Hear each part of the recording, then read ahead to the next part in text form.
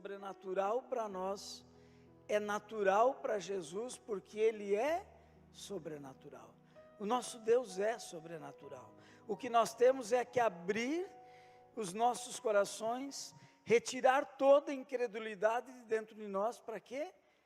Para que o que está no céu, pronto para nós, tudo que Jesus já conquistou para nós, seja real nas nossas vidas. Há uma passagem em Mateus 8, 27, quando os discípulos estão com Jesus no barco, e de repente vem uma grande tempestade, Jesus está ali dormindo. Olha o que a palavra do Senhor nos diz: os homens ficaram o quê? Perplexos, e perguntaram: quem é este que até os ventos e o mar lhe obedecem? E esse é o desejo do Senhor, que nós possamos também ficar perplexos com o agir dele nas nossas vidas. O Senhor deseja que nós vivamos os milagres, e nós devemos em todos eles extrair princípios. Olha aqui nesse início, eles estavam numa grande tempestade, e o Senhor está dizendo o que para mim e para você? Calma, toda tempestade passa quando eu estou no barco. Nós podemos olhar João 20, 30, para nós entendermos a dimensão do que o Senhor tem para as nossas vidas. Jesus realizou, diz a palavra do Senhor, na presença dos seus discípulos, muitos outros sinais miraculosos que não estão registrados nesse livro, mas estes foram escritos para que vocês creiam que Jesus é o Cristo, o Filho de Deus, e crendo tenham vida em seu nome. Interessante, né? Muitos outros milagres não escritos. Por quê? Porque não havia necessidade de mais. Os que já estão relatados para mim e para você são suficientes para crermos no seu poder, para crermos no seu amor e para extrairmos princípios para a nossa vida. E para finalizarmos essa introdução, Hebreus 13, 8. Isso tem que ficar muito claro no teu coração, porque você vai ouvir muitas pessoas dizendo: não, o Senhor agia na época dele, os milagres aconteciam quando Jesus estava na terra, mas a palavra do Senhor nos garante que Jesus Cristo é o mesmo, ontem, hoje e para sempre. E se Ele é o mesmo ontem, hoje e para sempre, é o mesmo que realizava milagres ontem, realiza hoje e realizará para sempre. É isso que a palavra do Senhor está nos dizendo. Claro que esse para sempre vai até o momento que nós estivermos na sua presença, daí não haverá mais necessidade, com certeza. E nós vamos entrar no primeiro dos milagres que nós estaremos durante essas 7 semanas falando. E hoje é sobre o milagre sobrenatural da transformação da água em vinho. Eu acho muito interessante transformação de água em vinho, porque quando nós temos um encontro com Jesus, não tem ninguém que seja tocado pelo Senhor, que permita ser tocado por Ele, que não seja transformado. Não há vida, não há casamento, não há relacionamento, não há nada que abra o seu coração, que traga Jesus para si, que não seja no seu toque transformado por Ele. Se você quer olhar para você mesmo, para qualquer pessoa e saber se tem o toque de Jesus, essa pessoa passou por uma transformação. E essa transformação é visível aos nossos olhos, é visível aos nossos ouvidos. Se essa pessoa passou por uma transformação e você conhece ela há tempo, você vai ver que aquilo que geria, que era o motivo dos seus comentários, do seu falar, do seu fazer, hoje vão ser diferentes. Ah, porque ele é obrigado a algo? Não, a nada. O Senhor não nos obriga a nada, mas quando o Espírito Santo entra em nós, muitas das nossas prioridades são transformadas. Muito daquilo que nós vivíamos, nós largamos, porque nós entendemos que não nos levará a nada e não fará diferença nas nossas vidas. Então fica muito claro que a pessoa vai ter um comentário diferente, palavras diferentes, você vai ver ela ouvindo coisas diferentes do que ela ouvia, assistindo coisas diferentes do que ela assistia, porque ela está entendendo, Jesus está nela, o Espírito Santo está dizendo, olha, cuide com o que você ouve, cuide com o que você vê, se você deseja crescer na minha presença, todo esse cuidado faz parte, e aí você vai entender. Eu falo muito do meu testemunho de conversão, que uma das coisas que me impactou muito, foi a transformação na vida do meu irmão. Quem entrava em casa, entrava e saía arrebentando tudo, era aos trancos e barrancos, né? E de repente entra calmo, tranquilo, e fecha a porta e toca a campainha, não, pode deixar que eu vou atender. Digo, o que está acontecendo? E quem conhece sabe que eu falei, olha, o meu irmão trocou uma droga, mas essa eu acho que faz menos mal, porque ele só falava de Jesus e eu ainda não conhecia a Jesus. E é essa transformação que eu falo. Quando Jesus entra na nossa vida, Ele nos transforma. O milagre começa em nós, mas Ele faz muitos milagres, como nós vamos ver aqui, nessa transformação de água em vinho. Isso está relatado em João capítulo 2, versículo 1, se você quiser acompanhar na sua Bíblia, diz assim, no terceiro dia, houve um casamento em Caná da Galileia, a mãe de Jesus estava ali. E é muito interessante, porque Jesus pega a água, no momento de dificuldade do casamento, e transforma aproximadamente, eram 6 talhas, ou 6 jarras de pedra, né? Isso dá de 80 a 100 litros cada uma, então são 480 a 600 litros de vinho. Talvez você vai se escandalizar, mas Jesus queria que todo mundo saísse bêbado dali? Não, de forma alguma. Acontece que as festas judaicas de casamento, nessa época, duravam aproximadamente 14 dias, e eram muitas pessoas que vinham e saíam, então era uma outra realidade na nossa cultura.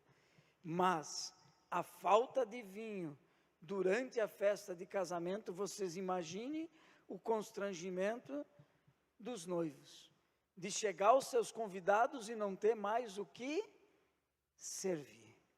Mas esse ambiente foi tocado por Jesus. Eu acho muito interessante, se você não conhece toda a história, eu creio que ela é muito conhecida, mas você em casa vai poder ler e refletir mais sobre ela, que Jesus manda encher de água, e essa água é limpa, né?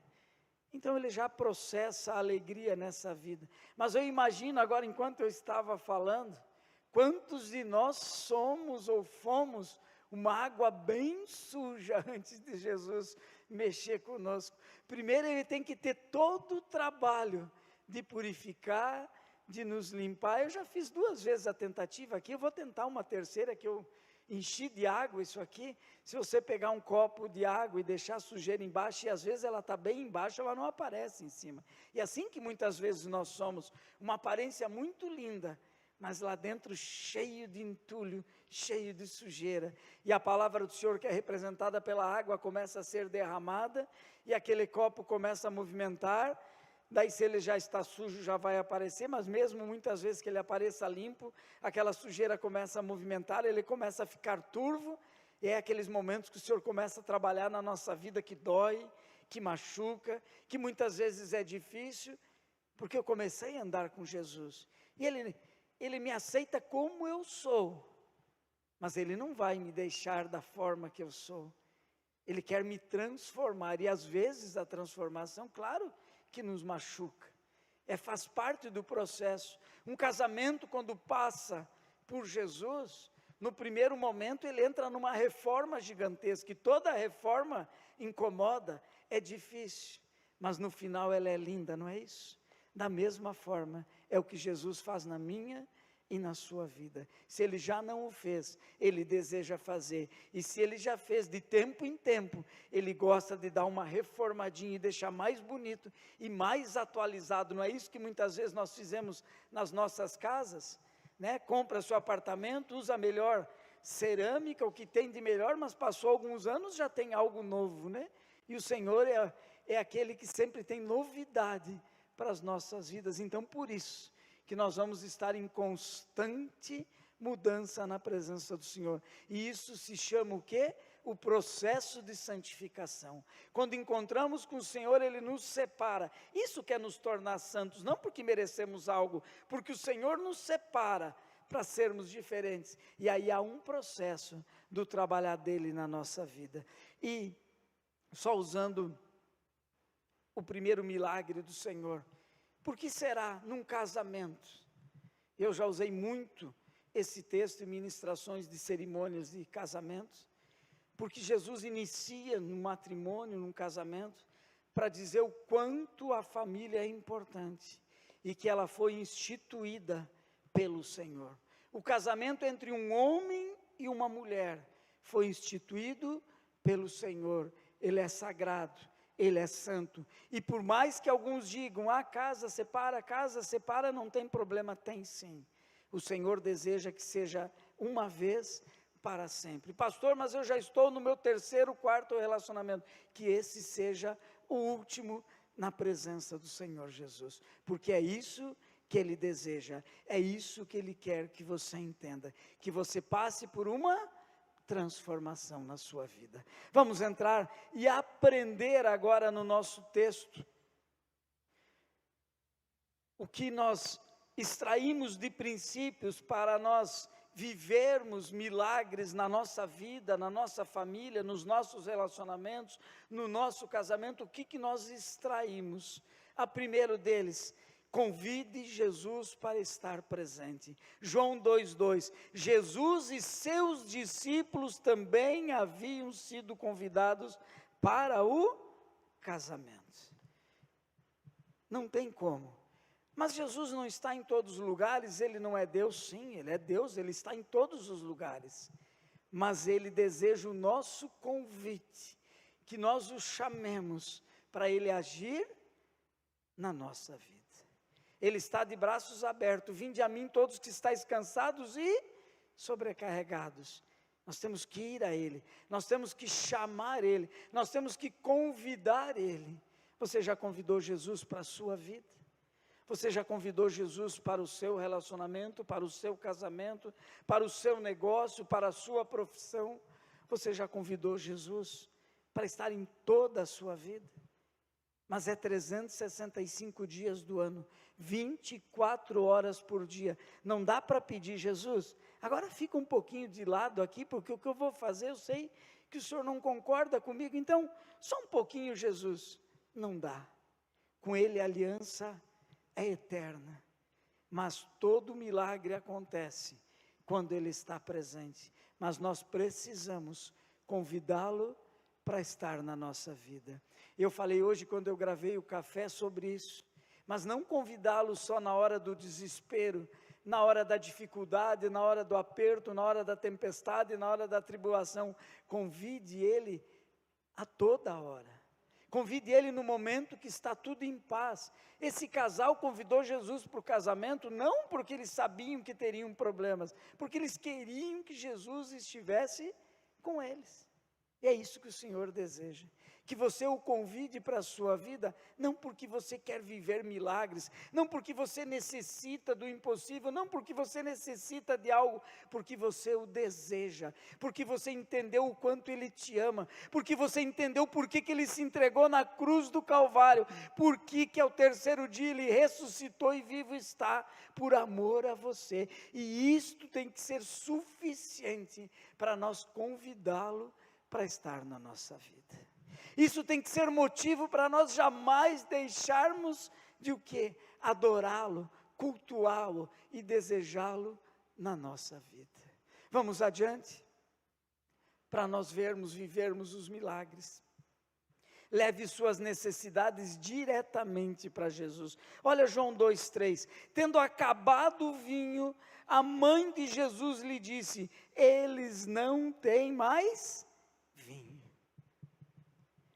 O Senhor deseja nos ouvir.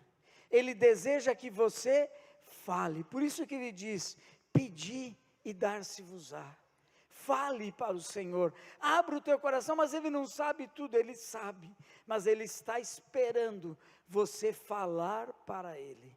Então coloque para o Senhor todas as tuas necessidades. Não faça como alguns que colocam as suas mazelas, suas necessidades, suas iras, suas ofensas nas redes sociais. Não, coloque no secreto para Jesus, para o teu Deus que te ouve. Terceiro princípio, confie que Ele sempre tem a hora certa para agir. João 2,4, respondeu Jesus, que temos nós em comum, mulher? A minha hora ainda não chegou.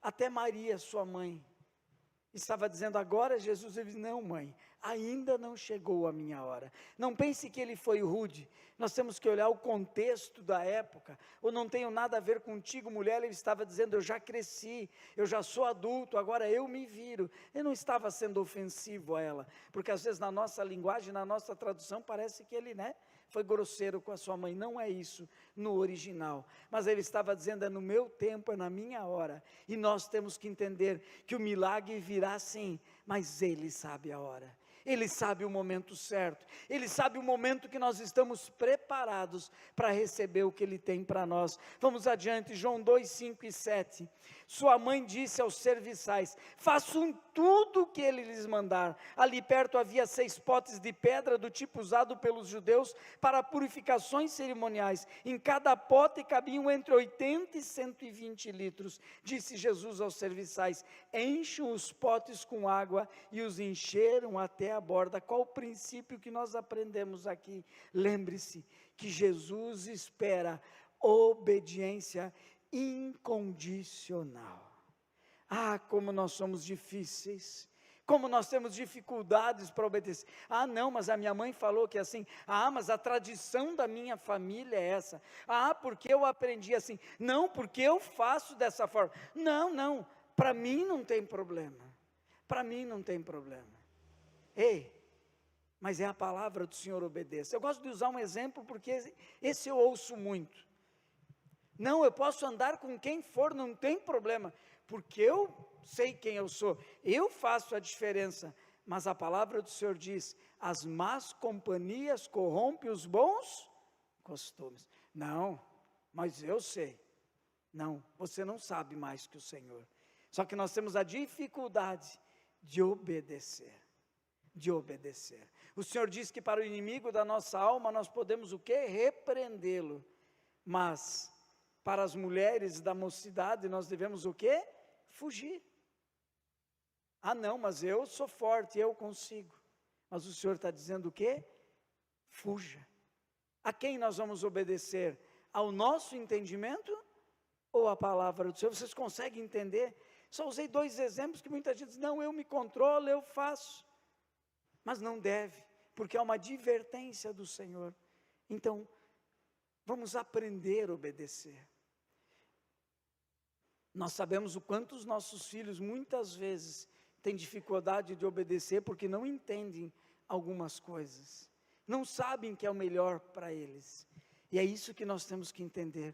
Tudo que o Senhor tem para a nossa vida, tudo que o Senhor fez e fará, é o melhor para mim e para você. Por isso lembre-se da obediência incondicional. João 2,9, e o encarregado da festa provou a água que fora transformada em vinho, sem saber de onde este viera, embora soubesse os serviçais que haviam tirado a água. Então chamou o noivo.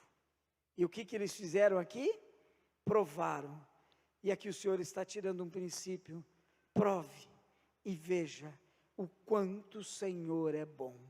Olha o que o salmista diz no Salmo 34:8, provem e vejam como o Senhor é bom, como é feliz o homem que nele se refugia.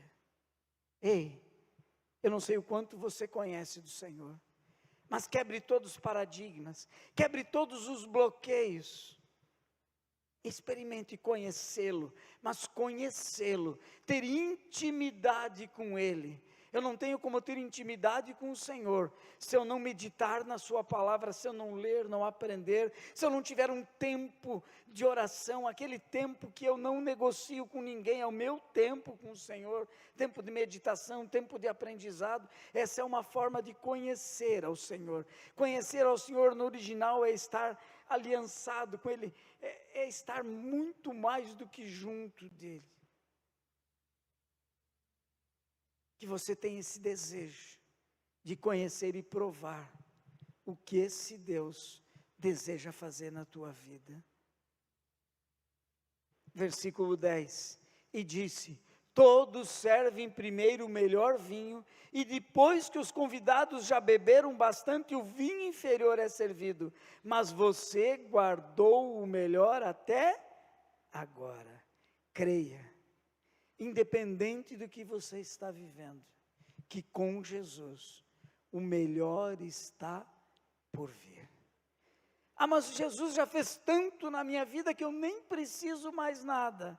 Mesmo assim, tenha certeza que Ele tem mais coisas para fazer na tua vida. Creia que o melhor está por vir. Nós precisamos crer. Eu falava ontem, um pouquinho antes de passar, durante essa campanha nós temos um jejum por semana e pelo menos ou duas ações, 2 propósitos na semana. E eu falava sobre o jejum e eu lembrava da expulsão do espírito imundo sobre um menino, que os discípulos tentam expulsar e não conseguem. E Jesus chega: até quando, geração incrédula? O Senhor começa a falar, e 3 vezes nesse texto você vai ouvir a palavra incredulidade. E o Senhor diz: seja feito conforme você crê.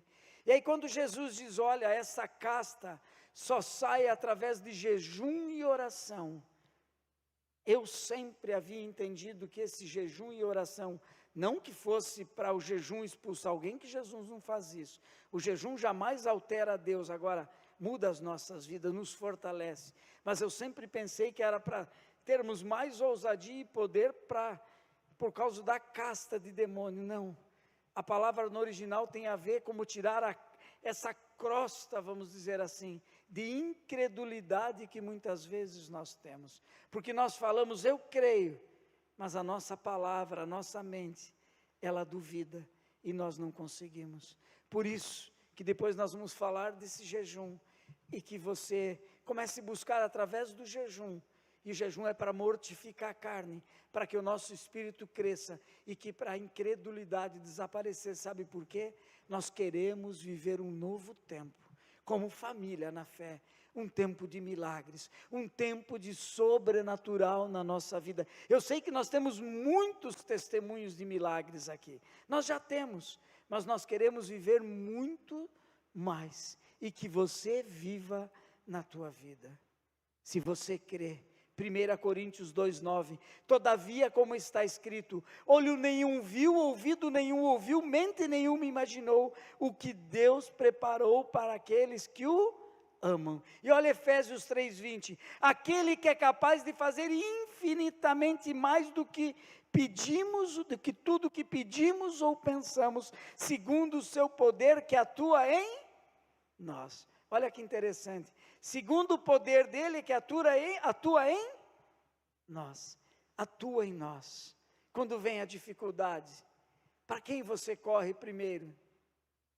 Se vem a dor de cabeça, para quem você corre primeiro? Para o estojo de remédio? Ou você coloca na presença do Senhor e ora? Se o teu filho está enfermo, esposa, esposo, seja quem for do teu relacionamento, da sua família, eu não estou bem, eu estou com dor de cabeça, eu estou me sentindo mal, você já corre para o remédio? Ou você vai aprender cada dia mais com a palavra, a colocar a sua mão, orar e crer no agir do Senhor? Essa tem que ser a nossa primeira atitude, com fé, com ousadia. Pastor, não podemos tomar remédio? Claro que sim, mas a primeira atitude nossa, com fé, eu tenho certeza que nós vamos tomar muito menos remédio. Sabe, muitas vezes nós vamos procurar em pessoas a solução, enquanto o Senhor está dizendo, me chame, me convide, peça para mim, que você vai receber muito mais do que você tem pensado e tem imaginado, conforme nós vimos na sua palavra. E para encerrarmos, João 2,11, este sinal miraculoso em Caná da Galileia foi o primeiro que Jesus realizou, revelou assim a sua glória e os seus discípulos creram nele. O que a palavra diz aqui? Qual o propósito? Para revelar a sua glória. Deus quer agir na sua vida, Deus quer milagre na sua vida, para que a glória dele seja revelada, e também para quê? Para que outros, através do poder de Deus na sua vida, passem a crer nele. Deus deseja que você viva milagres, Ele tem poder. Se você entender isso, se você tiver fé e crer, você vai viver o sobrenatural de Deus na tua vida, eu não tenho dúvidas. Quando? No tempo certo, no momento exato, mas você vai viver na sua vida. Vamos nos pôr em pé?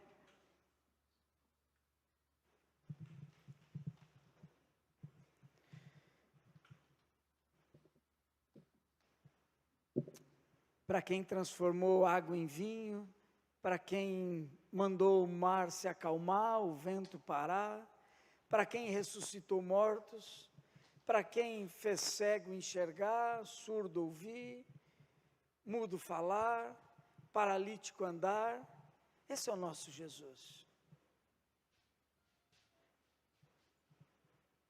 Você tem alguma dúvida do poder dele? O que tem feito você viver tanta incredulidade?